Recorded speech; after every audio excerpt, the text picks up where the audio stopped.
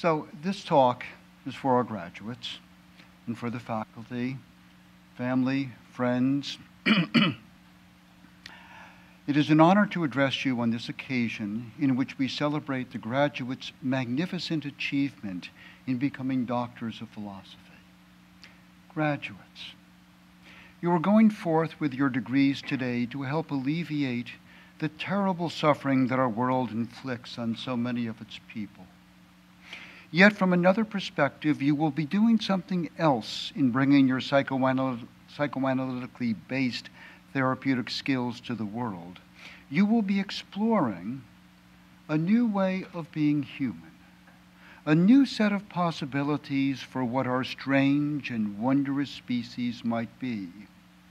What Freud brought to humankind was the possibility for us to become aware of and take responsibility for not only our conscious motivations and orientations to experience, but those that we harbor in our unconscious mentalities. This was one of the most revolutionary visions in the history of humankind, and one that has attracted thinkers and artists from all areas of life to explore ourselves as deeper, more complex beings than we ever before imagined. But Freud's psychoanalytic vision, psychoanalytic revolution, did not stop with Freud. It has recently erupted into such profound explorations into the nature of the self and human relationality as to offer new, extraordinary possibilities for inhabiting our humanity. I will speak on the unique vision of self that is being developed in contemporary psychoanalysis, and Marcia will speak on the remarkably original concept of human relationality that is being explored in the psychoanalytic consulting room. Part 1, a new vision of the self. From Homer's warriors to Plato's immortal souls, from capitalism's independent entrepreneur forging a new business to Nietzsche's Overman, from John Wayne's single-handedly securing the West for civilization to Harrison Ford's single-handedly securing the entire universe for civilization, we have been given a model of selfhood in which having a self is intrinsically associated with independence, strength to govern oneself, power to insert oneself into a dominant role in the world, the ability to be self-sufficient, and the marvelous ability to be male. From a contemporary psychoanalytic perspective, this vision not only is misguided, but misguiding, leading us to construct patterns of social interactions that have had a destructive effect on persons actually developing firm and vital selves at the core of their psychological lives. Contemporary psychoanalysis offers us a different vision of what it means to have a self. While there are a number of different versions of this concept, it is still being worked out. There is widespread agreement about its essential features. First, the self is not some ontological entity present at birth like a soul or some kind of innately granted being.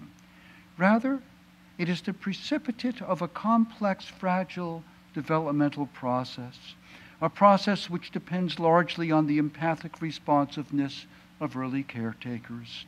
These interpersonal relationships become the intrapsychic substance from which the self emerges, a self that can have ideals because its caretakers have been sources of strength, and that can have a zestful, organized energy for asserting itself in the world because its caretakers were able to sustain its self-esteem while challenging the child to grow and develop. That is, the self is not a causa sui, or some kind of inborn originality. It comes into being through acts of love. It is a fragile subjectivity residing mainly in the unconscious depths of our psyches. Second, psychoanalysis understands that it is self-structure that singularizes us.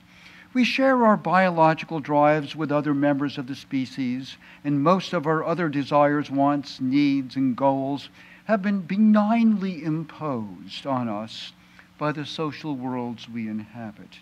We are coded by nature and culture, and for the most part must live as normalized variables in these coded realms.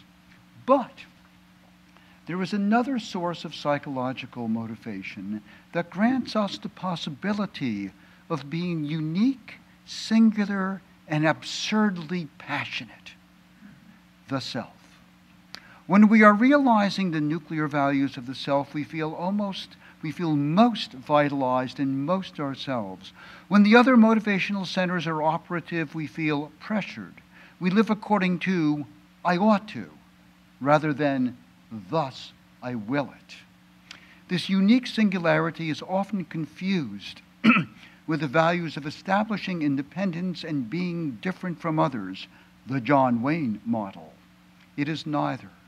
In order to be oneself, one needs to be neither independent nor different.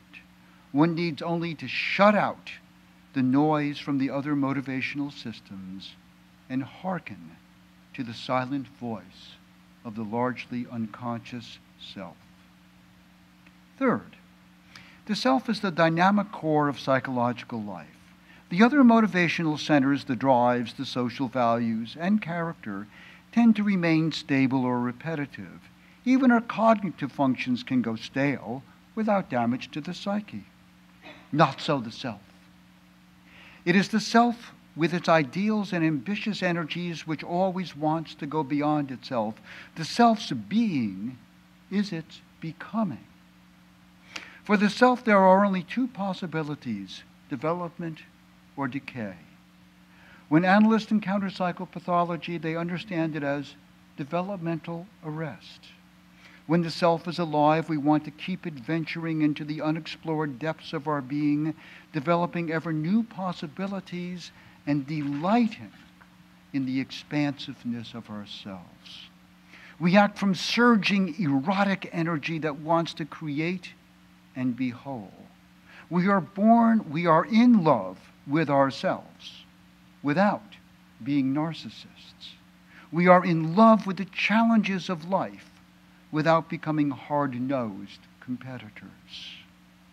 When the self is injured, traumatized, or merely displaced by other psychic voices, we find ourselves limited in our abilities to love as fully as we would wish, feel shame at asserting ourselves into the world, shame at just spontaneously being ourselves, and feel constrained rather than free. Rather than generating our own lives, we feel as though life is just happening. As Kierkegaard says, we notice when we lose $5 or an arm or a spouse. But who notices when someone loses herself? And yet, this is the greatest loss of all. Finally, and most important, this new concept of the self understands that the self never overcomes its vulnerability to being displaced by other sources of psychic motivation, or to losing coherence and vitality by being traumatized, or to becoming depleted by the little blows it suffers every day: the promotion we didn't get, the patient who leaves after one session, the lack of a loving glance from a slightly too busy friend or spouse, the shame of being late for a meeting. Even the coffee gone bitter and stale can be experienced as a self-negation. Given that the self is this vulnerable, it needs a special kind of human relationality to sustain it, a relationality not like traditional relations, which are based on a framework of judgments about one's gender, race, clan, income, or moral standing. Rather, it is based on empathy. Marcy will address this concept of empathic relationality, perhaps the most exciting development in contemporary psychoanalysis, next. Let me summarize my part by saying that this new psychoanalytic vision of the self as the precipitate of a complex developmental sequence, as the dynamic core of psychological functioning that grounds our passionate singularity, but which is inherently needing of others to create and sustain it, is genuinely original. You can find nothing like it in the Greek philosophers, medieval theologians, or the great modern philosophers. Descartes, Spinoza, Kant, and Hegel. The existentialists and Emerson capture the importance of dynamic singularity, but miss entirely the developmental and relational qualities of the self. It is a concept that is diametrically opposed to the pleasure-optimizing ego of the utilitarians, the economists, and Freud. It is a vision which can help us escape the banal and false images of selfhood which clutter our contemporary world and lead us into such disastrous expectations for who we think we should be. It is person selves that suffer so deeply in our contemporary world of competition, use functionality, and objectification. It is the restoration of these selves, the most precious and worthy of all the goods of the world, to which you, graduates, are so worthily dedicating your lives.